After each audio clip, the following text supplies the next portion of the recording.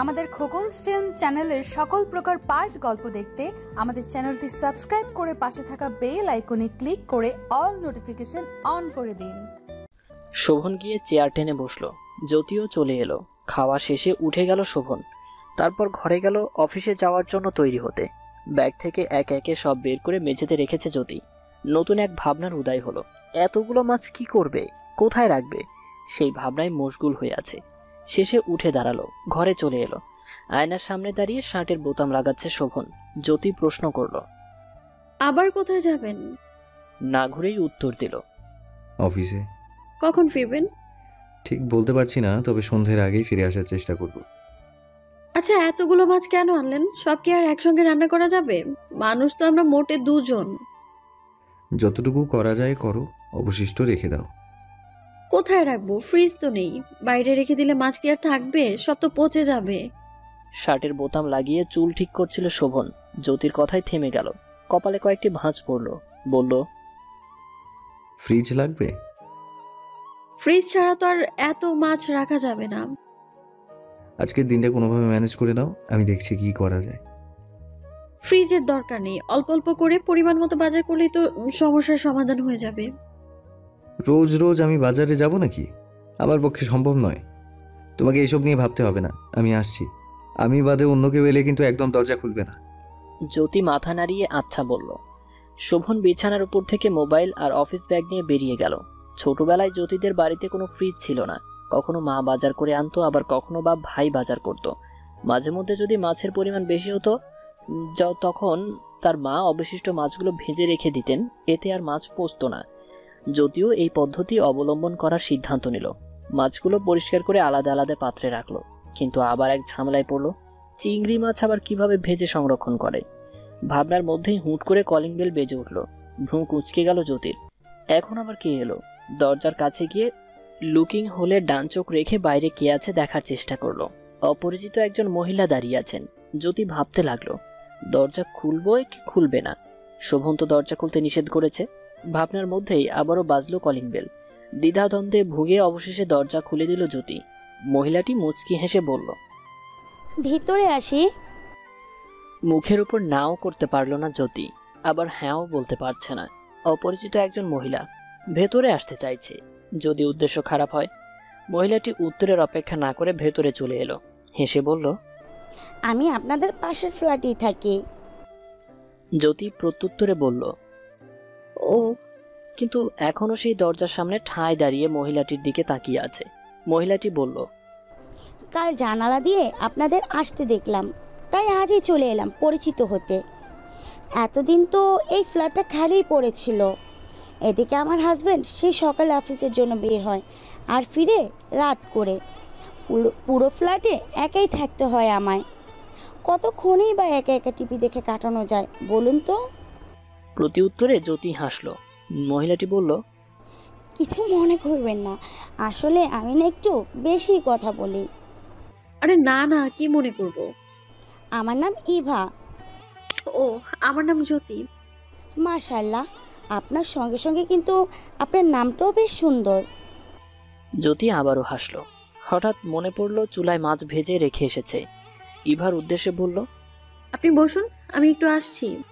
ইভা বসলো না, জ্যোতির পিছু পিছু রান্নাঘরেই চলে এলো। মাছ উল্টে দিতে লাগলো জ্যোতি। ইভা বলল, আমি আবার 1টা-1:30টার আগে রান্না বসাই না, একা মানুষ তো। আমার উনি আবার দুপুরের খাবার অফিসেই খেয়ে নেন। ওখানে তো আবার বড় ক্যান্টিন আছে। কিছুটা সময়ের মধ্যেই দুজনের মধ্যে ভাব হয়ে গেল। এখন আর একা লাগছে না জ্যোতির। এভাবেই সময় অতিবাহিত হতে লাগলো। অফিসে আসতেই বস ডেকে পাঠিয়েছে শোভনকে। যাওয়ার আগে সাজেদ বলল, ম্যাম, না কোনো কারণে রেগে আছেন, ভেবেচিন্তে কথা বলিস কিন্তু। শোভন বসের অফিসের রুমের কাছে এসে দাঁড়িয়ে অনুমতি চাইল। আসবো ম্যাম? ভেতর থেকে ঝাঁঝালো কণ্ঠের উত্তর এলো, হ্যাঁ আসুন। শোভন ভেতরে প্রবেশ করলো। চেয়ারে বসে আছে একজন প্রাপ্তবয়স্ক মেয়ে। 7 মাস আগেই পুরাতন স্যার রিটায়ার্ড করেছেন। সেই বসের পরিবর্তনে নতুন বস হিসেবে তনিমা জয়েন করেছে। তনিমা তার টেবিলের সামনের চেয়ারটি ইশারা করে শোভনকে দেখিয়ে বলল, বসুন। শোভন বসলো। জিজ্ঞেস করলো, ম্যাম দেখেছেন? জি, কোথায় ছিলেন এতদিন? ছুটিতে ছিলাম, তাছাড়া আপনাকে তো মেইল করে দিয়েছিলাম। তা তো জানি, কিন্তু গিয়েছিলেন কোথায়? বিরক্ত হলো শোভন, উত্তর দিল, বাড়িতে গিয়েছিলাম। কেন গিয়েছিলেন? এবার শোভন ভ্রুকুঁচকে তনিমার দিকে তাকালো। ব্যক্তিগত প্রশ্ন কোত্থেকে আসছে বুঝতে পারছে না শোভন।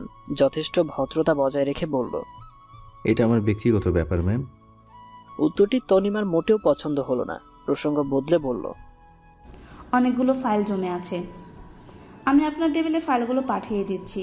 কাজগুলো আজকের মধ্যেই করে রাখবেন। ঠিক আছে ম্যাম, আসি তাহলে। আসুন। শোভন তার ডেস্কে এসে বসলো। সাজেদ তার পাশের টেবিলেই বসা। শোভনকে আসতে দেখেই সাজেদ প্রশ্ন করলো, ডাকলো কেন? কয়েকটা ফাইল নাকি জমে আছে, সেগুলোর জন্যই ডেকেছি। কিছুক্ষণ বাদে একজন পিয়ন অনেকগুলো ফাইল এনে টেবিলে রাখলো। মুহূর্তেই চমকে গেল শোভন, বলল, এতগুলো ফাইল? পিয়ন দাঁত বের করে হেসে উত্তর দিল, আরও আছে স্যার, বহেন আনতেছি। পিয়ন চলে গেল। কয়েক মিনিট বাদে আবারও এলো আরো ফাইল নিয়ে। ফাইলে শোভনের টেবিল প্রায় ভরে গেছে। পিয়ন বলল, ম্যাডাম কইছে আজকের মধ্যে কাম শেষ করতে হইব। জানি। পিয়ন চলে যেতেই সাজেদ বলল, এতগুলো ফাইল কোত্থেকে এলো? আমরা এতজন ছিলাম কই? আমাদের তো একবারও এই বিষয়ে বললো না। আমি তো প্রথমে ভেবেছিলাম অল্প কিছু ফাইল হবে, কিন্তু এখন তো দেখছি পুরো গোডাউন তুলে এনেছে। আমি হেল্প করব, দুজনে মিলে করলে তাড়াতাড়ি শেষ হয়ে যাবে। দরকার নেই, আমি পারবো। শোভন একটা একটা করে ফাইলের কাজগুলো করতে লাগলো। ফাইলের সংখ্যা অনেক, আজ আর একটু তাড়াতাড়ি বাড়ি ফেরা দরকার। কাজ করতে করতে দুপুর হয়ে গেল, লাঞ্চের সময় হয়ে গেছে। যে যার মতো লাঞ্চ করার জন্য চলে গেছে ক্যান্টিনে। শোভনের খেয়াল নেই সেদিকে, সে তার কাজে ব্যস্ত। যে করেই হোক দ্রুত কাজ শেষ করতে হবে এমন একটা অবস্থা। সাজেদ কয়েক সেকেন্ড শোভনের দিকে তাকিয়ে রইল, তারপর বলল, কিরে, লাঞ্চ করবি না? এসে না হয় বাকিটা করিস। ফাইলের দিকে দৃষ্টি স্থির রেখেই শোভন জবাব দিল, না তুই যা, আমি করে নেব। আজ এত তাড়া কেন? বাড়ি ফিরতে হবে, একটু দরকার ছিল। বুঝেছি, ভাবিকে মিস করছিস। বিরক্তিতে চোখ মুখ কুঁচকে নিল শোভন, বলল, বাজে বকিস না তো, যা এখান থেকে। সত্যি বললি তো বাজে বকা হয়ে যায়। কথাটা বলেই চোখ মারল সাজেদ, তারপর ক্যান্টিনের দিকে চলে গেল। শোভন আবারও কাজে মনোনিবেশ করলো। কিছুক্ষণ বাদে শোভনের ডেস্কের সামনে তনিমা এসে দাঁড়ালো। শোভনের সেদিকে খেয়াল নেই। বিষয়টি খারাপ লাগলো তনিমার। ইচ্ছাকৃত একটা কাশি দিয়ে শোভনের দৃষ্টি আকর্ষণের চেষ্টা করলো এবং তাতেও সফল হলো। কাশির শব্দের সামনের দিকে তাকালো শোভন। তনিমাকে দেখে ভুঁ কুঁচকে নিয়ে প্রশ্ন করলো, কিছু বলবেন ম্যাম? বলার জন্যই তো এসেছি। তাই এখানে এখনো বসে আছেন কেন? লাঞ্চ করবেন না? শোভন দৃষ্টি সরিয়ে নিল, মনে মনে বলল, এতগুলো ফাইল ধরিয়ে দিয়ে জিজ্ঞেস করতে এসেছে লাঞ্চ করবেন না? উত্তর না পেয়ে তনিমা জিজ্ঞেস করলো, কি ভাবছেন? কিছু না, কাজটা শেষ হলে তারপর লাঞ্চ করব। তা তো হচ্ছে না, চলুন আমার সঙ্গে, আজ আমরা একসাথে লাঞ্চ করব। বিরক্তি এবার রাগে পরিণত হওয়ার উপক্রম হলো। শোভন চেয়েও মুখের উপর সরাসরি না করতে পারল না, বলল, আরেকদিন করব, আজ আমার অনেক কাজ আছে। তনিমা আর কিছু বলল না, যেতে যেতে বিড়বিড় করে বলল, আমাকে কাজ দেখানো হচ্ছে? কত বড় সাহস ছেলের! পুরো সময়টাই কাজের মধ্যে কাটালো শোভন। কখন যে বিকেল হয়ে গেল সে খেয়ালই ছিল না তার। বিকেলের মধ্যেই সবগুলো ফাইলের কাজ শেষ করে চেয়ার ছেড়ে উঠল শোভন। তনিমার ক্যাবিনের দরজার সামনে এসে আবারও ভেতরে প্রবেশের অনুমতি নিল। শোভন ভেতরে আসতেই তনিমা বলে উঠল, আপনাকে আমি কতবার বলেছি আমার কেবিনে আসার জন্য অনুমতি নেওয়ার প্রয়োজন নেই। শোভন যা বলতে এসেছিল সে তাই বলতে লাগলো, ফাইলগুলো দেখা শেষ। খুব ভালো খবর। আমার আজ একটু তাড়াতাড়ি ছুটি লাগতো, এখন তো আর তেমন কোনো কাজ নেই, যদি ছুটিটা দিতেন। এত তাড়াতাড়ি ছুটি কেন লাগবে? কোথায় যাবেন? বাড়িতে। বাড়িতে? এই সময় বাড়িতে কি বউ রেখে এসেছেন নাকি? শেষের কথাটুকু একটু মজা করেই বলল তনিমা। শোভন ছোট্ট করে উত্তর দিয়ে বলল, বেশ মজা পেল তনিমা, কিন্তু প্রকাশ করলো না। মুখে গম্ভীরতা বজায় রেখে বলল, ছুটি তো দিতে পারছি না মিস্টার শোভন, সন্ধ্যার পর মিটিং আছে একটা, সবার সঙ্গে সঙ্গে আপনাকেও সেখানে উপস্থিত থাকতে হবে। কিন্তু ম্যাম। কোনো কিন্তু নয় মিস্টার শোভন, 1 সপ্তাহ ছুটি কাটিয়ে আজ জয়েন করলেন, এখন যদি ছুটি চান তাহলে কি হয়? আপনি তো কাজের প্রতি খুবই দায়িত্ববান, গত 7 মাসে আপনার ভালোই তো অ্যাক্টিভিটি দেখলাম। শোভন আর কিছু বলল না, কথাটা হজম করে চলে গেল নিজের ডেস্কে। সাজেদ বলল, দিল ছুটি।